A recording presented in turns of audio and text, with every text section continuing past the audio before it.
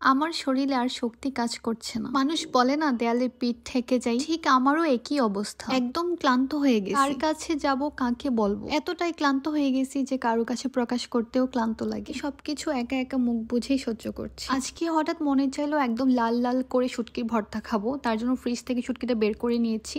আর এই শুটকিটা আমার আব্বা আমাকে কিনে দিয়েছিল। এখানে প্রায় 1 কেজির মতো শুটকি আছে। আমি বাসায় আসার পরে আর বের করি নাই, মানে আর প্যাকেট খুলি নাই। আর আমি শুটকি এরকম ভাবে বক্সে করে ফ্রিজে রেখে দিই, নর্মাল ফ্রিজেই রাখি, অনেক ভালো থাকে, মানে অনেক দিন যায়।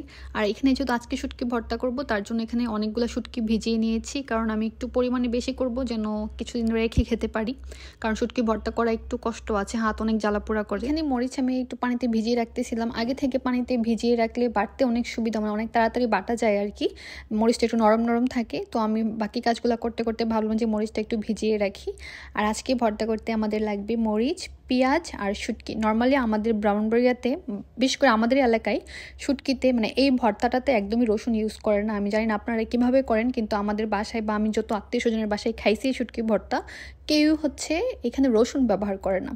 রসুন ছাড়াই এই ভর্তাটা অনেক মজা। আর এই ভর্তা করতে গেলে কিন্তু আপনার হাত জ্বালাপোড়া করবে। চাইলে আপনি গ্লাভস ব্যবহার করতে পারেন, আর না হয় চামচ ব্যবহার করতে পারেন, বাট তারপর হাত তো একটু জ্বলবেই, যেহেতু আপনি মরিচ বাটবেন। এই ভর্তাটা খেতে যতটা মজা, এটা তৈরি করাটা ততটা কষ্টদায়ক, মানে এই বাটাবাটি করাটা আর কি।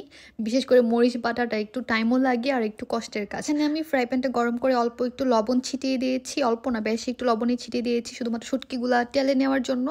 অনেকে আছেন তেল ব্যবহার করে, আবার অনেকে লবণ দিয়ে টেলে নেয়। আমরা লবণই ব্যবহার করি। অনেকেই কমেন্ট করেন এই শুটকির ভর্তা রেসিপিটার জন্য, মানে যারা অন্য এলাকাতে থাকেন আর কি। আজকের ভিডিওতে কিন্তু আমি মোটামুটি সবটা প্রসেস দেখাই দিয়েছি যে কিভাবে এই শুটকির ভর্তাটা করতে হবে। শুটকির কাটা দেখে কেউ ভয় পাবেন না, কারণ যখন পাটায় বাটবো ওই কাটাগুলো একদম মিহি মিহি হয়ে যাবে। আমাদের ব্রাহ্মণবাড়িয়াতে কিন্তু দেখা যায় প্রায় সবার বাসায় সপ্তাহে 1-2 দিন এই শুটকির ভর্তাটা থাকে। এটা যেমন ভাতের সাথে অনেক মজা, এটা খুদের ভাতের সাথেও অনেক মজা, তারপর চটা পিঠা, তারপর খোলা পিঠা, রুটি, সবকিছুর সাথে এটা অনেক ভালো। লজ্জা লাগে আমার কাছে তো পোলাও ভাতের সাথেও শুটকির ভর্তা অনেক মজা লাগে। মরিচ এবং শুটকিটা যখন বাটা হয়ে যাবে, তারপর আমরা এই ভর্তার সবচেয়ে মজার যে পার্ট, মানে যেটা ছাড়া এই ভর্তাটা একদম কল্পনা করা যায় না, যেটা ছাড়া এই ভর্তাটা একদমই মজা হয় না, মানে পেঁয়াজ।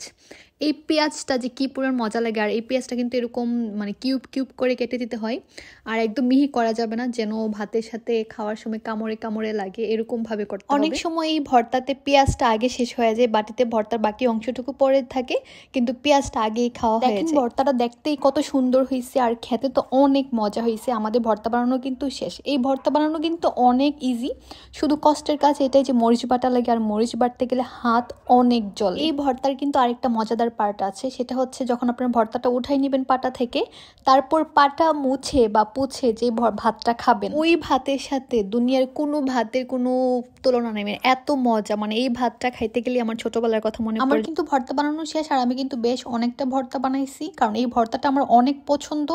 আর একটু বেশি করে বানাইলে বেশ কিছুদিন রেখে খাওয়া যায়, কারণ এই ভর্তা চাইলে বানানো যায় না, একটু ঝামেলা লাগে আমার কাছে। মরিচ বাটাটা একটু বেশি, এটা একটা আরামদায়ক কাজ, পাটাতে ভাত মাখানো। আর এই ভাতটা তো আর কত প্রশংসা করবো বলেন, যারা খাইছেন তারাই বলতে পারবেন, আর যারা খান নাই তারা তো বলতে পারবেন না। আপুরাই আছেন যারা আমার ভিডিও দেখেন কিন্তু এই ভর্তাটার সাথে পরিচিত না, তাদেরকে বলবো যে আপুরা প্লিজ বাসায় একদিন ট্রাই করেন সিধুল শুটকি দিয়ে, মানে চ্যাপা শুটকি যেটাকে বলে আর কি, চ্যাপার সিধুল শুটকি, ওইটা দিয়ে এটা এত মজা হয় খাইতে। কিন্তু আমার কাজ কমপ্লিট না করে খাওয়া শুরু করে দিয়েছি, কারণ আমার কাছে মনে হয় যে আমি আগে খাবো, তারপরে বাকি কাজগুলো শেষ করব।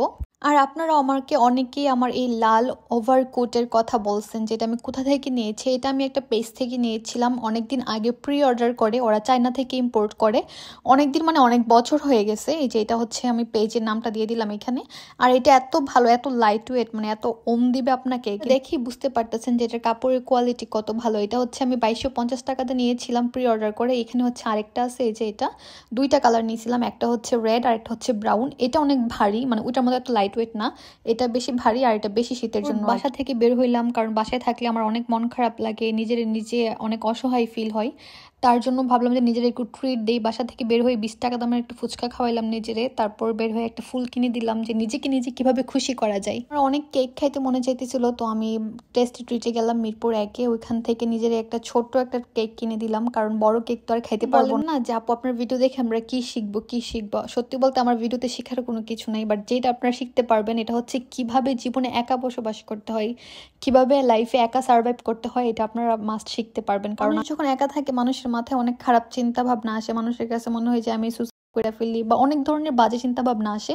কিন্তু আলহামদুলিল্লাহ আল্লাহর রহমতে আমার এই ধরনের চিন্তা ভাবনা আসে না। যখনই আমার কোনো কারণে মন খারাপ লাগে, অতিরিক্ত খারাপ লাগে, তখন আমি বাসা থেকে বের হয়ে শপিং মলগুলোতে যাই, ঘোরাঘুরি করি, রাস্তার মধ্যে মানুষ দেখি, মানে এগুলো দেখতে দেখতে আমার সময় কেটে যায়। আমি কত ধরনের রাস্তার মধ্যে মানুষ দেখি যে কে কিভাবে জীবনযাপন করতেছে। আমি আমার এইটুকু জীবনে আমি এটা বুঝতে পারছি যে আপনার জীবনের রেসপন্সিবিলিটি আপনাকে নিতে হবে, অন্য কেউ আইসা নিবে না। যত যাই কিছু ঘটুক, ভালো কিছু হইলেও এটার রেসপন্সিবিলিটি আপনার, খারাপ কিছু হইলেও এটা রেসপন্সিবিলিটি আপনার না, আপনার মা বাবা ভাই বোন আত্মীয় স্বজন কারো না, সম্পূর্ণই এখন আমার ফোকাস শুধুমাত্র আমার নিজের লাইফে, যে কিভাবে আমি নিজে একটা ভালো কেরিয়ার গড়ব, কিভাবে আমি অসুস্থ থাকলে যেন আমার নিজের ট্রিটমেন্ট আমি নিজে করতে পারি, ওই ব্যবস্থাটা আমাকে করে রাখতে হবে। বলতে বলতে অনেক কিছু বলে ফেলেছি, কিন্তু আমার আজকের ব্লগ এইটুকুই, কারণ আমি আর তেমন কোনো কিছু করি নাই আজকে।